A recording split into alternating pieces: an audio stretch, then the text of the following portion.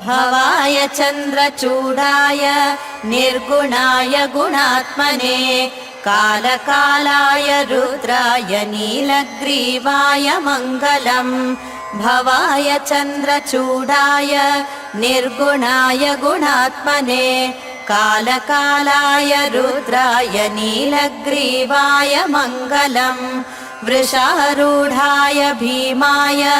व्याघ्रचर्माम्बराय च पशूनां पतये गौरीकान्ताय मङ्गलम् भस्मोद्धूलितदेहाय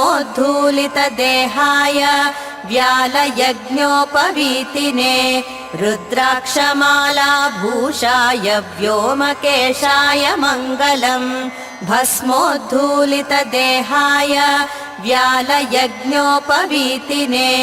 रुद्राक्षमालाभूषाय व्योमकेशाय मङ्गलम् सूर्यचन्द्राग्निनेत्राय नमः कैलासवासिने सच्चिदानन्दरूपाय प्रमथेशाय मङ्गलम् मृत्युञ्जयाय साम्बाय सृष्टिस्थित्यन्तकारिणे त्र्यम्बकाय सुशान्ताय त्रिलोकेशाय मङ्गलम् मृत्युञ्जयाय साम्बाय सृष्टिस्थित्यन्तकारिणे त्र्यम्बकाय सुशान्ताय त्रिलोकेशाय मङ्गलम्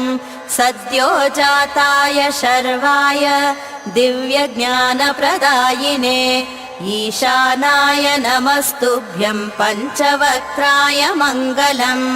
गङ्गाधराय सोमाय नमो हरिहरात्मने उग्राय त्रिपुरघ्नाय वामदेवाय मङ्गलम् सदाशिवस्वरूपाय नमस्तत्पुरुषाय च अघोराय च घोराय महादेवाय मङ्गलम् सदाशिवस्वरूपाय नमस्तत्पुरुषाय च अघोराय च घोराय महादेवाय मङ्गलम् मङ्गलम् शुभमङ्गलम् मङ्गलम् जय मङ्गलम् मङ्गलम् नित्यमङ्गलम्।